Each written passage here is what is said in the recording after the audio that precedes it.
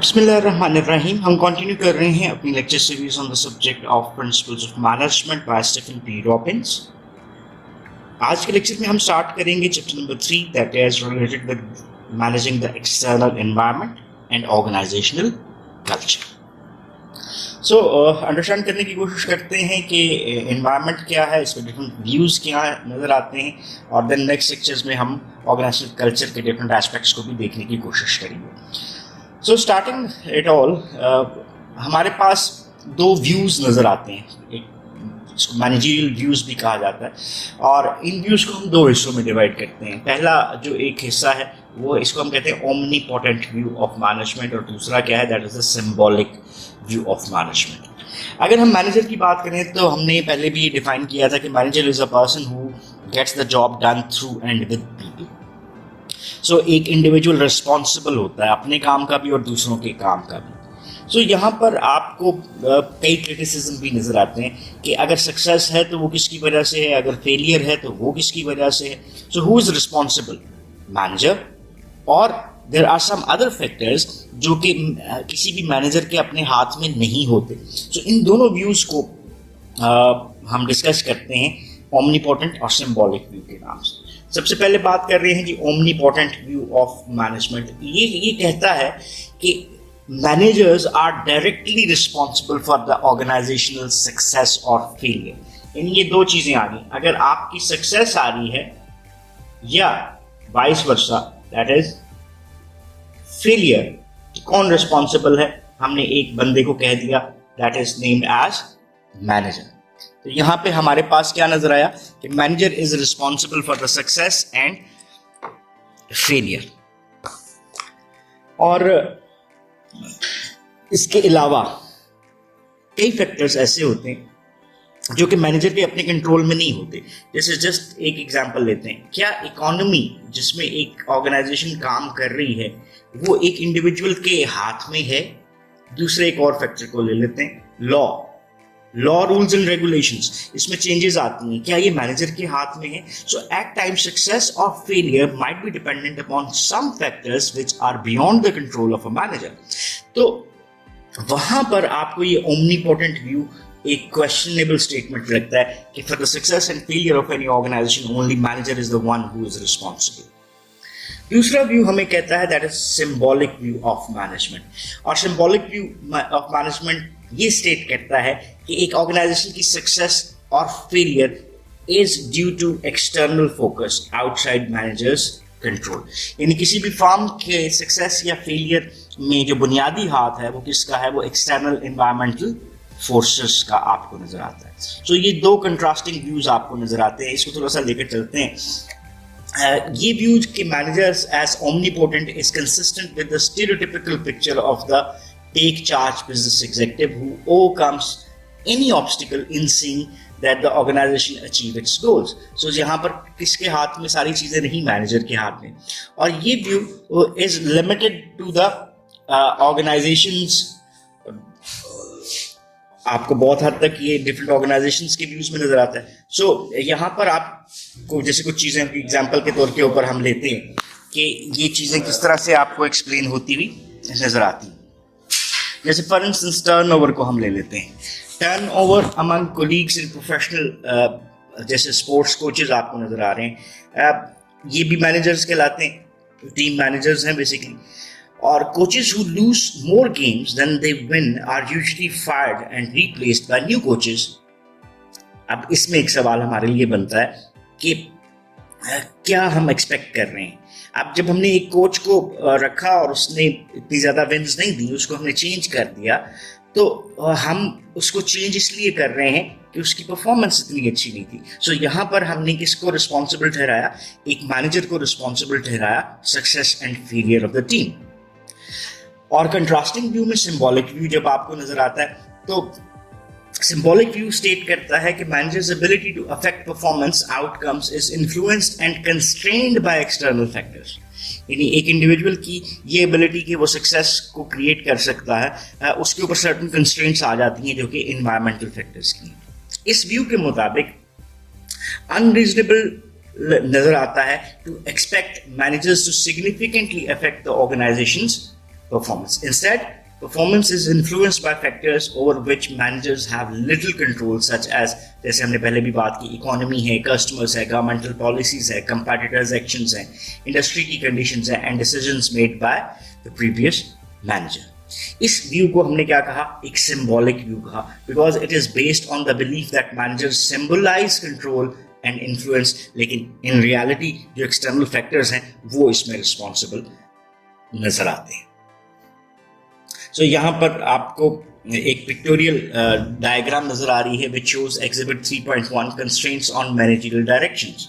सो discussion, manager की जो मर्जी है उसके ऊपर क्या चीज़ें इफेक्ट करनी है. पहली चीज़ है जी ऑर्गेनाइजेशन का अपना कल्चर, और ऑर्गेनाइजेशन का कल्चर को अगर हम समझें तो ये इंटरनल इन्वायरमेंट का पार्ट बनता है. अभी मैं आपको एक्सप्लेन भी करता हूँ कि इंटरनल इन्वायरमेंट क्या है और एक्सटर्नल इन्वायरमेंट क्या है. सो ये ऑर्गेनाइजेशनल इन्वायरमेंट इटसेल्फ जो है वो मैनेजरियल डिस्क्रिप्शन, यानी उस मैनेजर की मर्जी के ऊपर कि वो किस तरह से ऑर्गेनाइजेशन में डिसीजंस ले सकता है, उसको इन्फ्लुएंस कर रहा है. सो इस जो कॉन्सेप्ट है उसको अंडरस्टैंड करने के लिए हमें एनवायरनमेंट के फैक्टर्स को भी अंडरस्टैंड करना पड़ेगा और देन कल्चरल एस्पेक्ट्स को भी अंडरस्टैंड करना पड़ेगा. सो आगे चलते हैं, इसको लेकर चलते हैं कि ऑर्गेनाइजेशन में एक्सटर्नल एनवायरनमेंट से क्या मुराद है. Before moving towards the external environment, let me make you people understand कि हमारे पास जो environment है वो क्या होता है. Environment means all actors and forces, all forces जो कि organization को affect करती हैं. All forces, जैसे फॉर इंस्टेंस ये आपके लिए मैं एक डायग्राम बना रहा हूँ. इस डायग्राम के मुताबिक ये मैंने आपके लिए 3 दायरे बना दिए. इस दायरे को हम किस नाम से बुला लेते हैं, ये ऑर्गेनाइजेशन है. और ऑर्गेनाइजेशन के अंदर जितनी भी फैक्टर्स हैं, फोर्सेस हैं, वो इंटरनल फोर्सेस कहलाती हैं. जस्ट एक एग्जांपल, जैसे ऑर्गेनाइजेशन की मैनेजमेंट है, उसके रूल्स रेगुलेशंस हैं, पॉलिसीज हैं, प्रैक्टिसेस हैं, उसका स्ट्रक्चर है, ये तमाम चीज़ें ऑर्गेनाइजेशन के इंटरनल एनवायरनमेंट का पार्ट बनती हैं. और ये वो चीफ फोर्सेस हैं जो कंट्रोलेबल हैं. यानी इंटरनल एनवायरनमेंट वो हुआ कि all the actors and forces which are within the organization and are controlled by the organization, तो ये internal environmental forces बनाती हैं. अब ये organization से बाहर आपको ये 2 हिस्से नजर आ रहे हैं, और ये दोनों क्या है, ये दोनों external environment का पार्ट है. अब कुछ फोर्सेस हैं जो ऑर्गेनाइजेशन के करीब हैं और कुछ फोर्सेस हैं जो ऑर्गेनाइजेशन से जरा, देखिए ये बिल्कुल करीब वाली फोर्सेस हैं और ये दूर वाली फोर्सेस हैं. करीब वाली फोर्सेस को अगर हम कहना चाहें तो ये वो फोर्सेस हैं जिसको हम टास्क फोर्सेस के नाम से भी बुलाते हैं, और इन फोर्सेस को हम जनरल एनवायरमेंटल फोर्सेस कहते हैं. टास्क एनवायरमेंटल फोर्सेस का डायरेक्ट इफेक्ट ऑर्गेनाइजेशन पे पड़ता है, और जनरल एनवायरमेंटल फोर्सेस, जैसे यहाँ से मैंने एक डायग्राम बनानी आपके लिए शुरू की, तो इसका इफेक्ट इन फोर्सेस का इसके थ्रू जा रहा है. सो इसका मतलब है इनडायरेक्टली इफेक्ट कर रही है.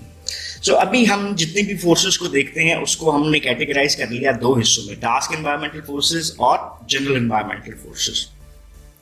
और टास्क का डायरेक्ट इफेक्ट हमने कहा और जनरल एनवायरमेंटल फोर्सेस का हमने इनडायरेक्ट इफेक्ट कहा.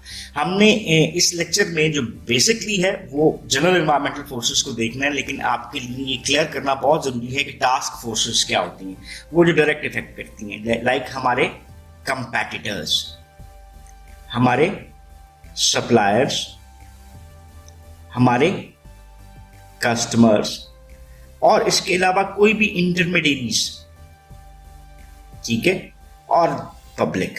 ये हमारी वो फोर्सेस हैं जो कि डायरेक्टली इफेक्ट करती हैं. जैसे कंपैटिटर में अगर कंपैटिटर प्राइस चेंज करता है तो हमें भी चेंज करनी पड़ती है. सप्लायर अगर हमें टाइम पे सप्लाईज नहीं देता तो इसका इफेक्ट हमें क्या बर्दाश्त करना पड़ता है कि हमारी प्रोडक्शन टाइम पे नहीं हो सकती. अगर वो कॉस्ट ज्यादा कर देता है सप्लायर मटेरियल की तो हमारी overall cost of production increase कर जाती है. देन कस्टमर, अगर कस्टमर स्विच करते हैं तो हमारी सेल्स कम हो जाती हैं. कस्टमर्स हमारे प्रोडक्ट्स की तरफ आते हैं तो हमारी सेल्स बढ़ जाती हैं. उनकी लाइकिंग डिसलाइकिंग पे हमें अपनी प्रोडक्ट्स को, चीज़ों को मॉडिफाई करना पड़ता है. इंटरमीडिएरीज, वो इंटरमीडिएरीज कहलाती हैं वो फर्म्स, वो इंस्टीट्यूशंस जो कि आपके लिए मिड में रोल प्ले कर रहे होते हैं. जैसे एडवर्टाइजिंग फर्म्स एक इंटरमीडिएरी है, अगर ये अच्छा काम करती है तो आप अच्छा काम कर सकते हैं. आप बैंक्स, फाइनेंशियल इंस्टीट्यूशन फाइनेंशियल इंटरमीडिएरीज हैं, अगर ये आपको टाइम पे पैसा प्रोवाइड करते हैं तो आप अपने सारे प्रोसेस को ज़्यादा बेहतर अंदाज में लेकर चल सकते हैं. एंड देन पब्लिक, ये पब्लिक आपको इन्फ्लुएंस कर सकती है. जस्ट एक example of boycott of few products in the market, और अगर पब्लिक बायकॉट करती है तो उस प्रोडक्ट के लिए, उस ऑर्गेनाइजेशन के लिए मार्केट में एग्जिस्ट करना ज़्यादा मुश्किल हो जाता है। तो ये मैंने आपको एक ग्लिम्प्स दे दिया कि हमारे पास जो इंटरनल इन्वायरमेंटल फोर्सेस हैं वो क्या होती हैं, लेकिन इस लेक्चर में हम उन चीज़ों को ज़रा एक्सक्लूड रखेंगे और we will be moving towards those forces जो कि more general in its nature हैं और इनडायरेक्ट इफेक्ट करती हैं। इसमें हम बात करेंगे, पहली जो फोर्स है वो है इकोनॉमिक इन्वायरमेंट, देन हम बात करेंगे दूसरी environmental force which is the demographic environment, then third force के हमारे पास जो अदर फैक्टर्स आ जाते हैं, जैसे यहां पर मैं आपके लिए इसको राइट डाउन करता हूं कुछ चीजों को, जैसे for instance natural environmental force, laws, ठीक है, इसको हम पॉलिटिकल एंड लीगल फोर्स भी कहते हैं। देन आपका टेक्नोलॉजिकल फोर्सेस, और देन कल्चरल फोर्सेस। अब कल्चरल फोर्सेस को हम दो अंदाज में देखेंगे, एक होता है ऑर्गेनाइजेशन के बीच का कल्चर और एक होता है जनरल जो आपको सोसाइटी का कल्चर नजर आता है। सो हमने अभी के जो नेक्स्ट लेक्चर है उसमें इन तमाम फोर्सेस को बेसिकली देखने की कोशिश करनी है, और फिर हमने ये भी अंडरस्टैंड करना है कि ये इन्वायरमेंट किस तरह से ऑर्गेनाइजेशन को इन्फ्लुएंस करता हुआ दिखाई देता है। सो इस लेक्चर को यहीं तक रखते हैं, नेक्स्ट लेक्चर में हम इससे आगे बात करेंगे। एक दफ़ा ग्लिम्प्स ले लेते हैं कि हमने इस लेक्चर में बेसिकली क्या देखने की कोशिश की। हमने इस लेक्चर में बात की है कि जो मैनेजर है उसके दो व्यूज़ आपको नज़र आते हैं, मैनेजरल व्यूज़, ओमनिपोटेंट व्यू नज़र आता है और सिंबॉलिक व्यू नज़र आता है। सो इसमें बुनियादी चीज़ किसकी तरफ गई कि मैनेजर का कंट्रोल।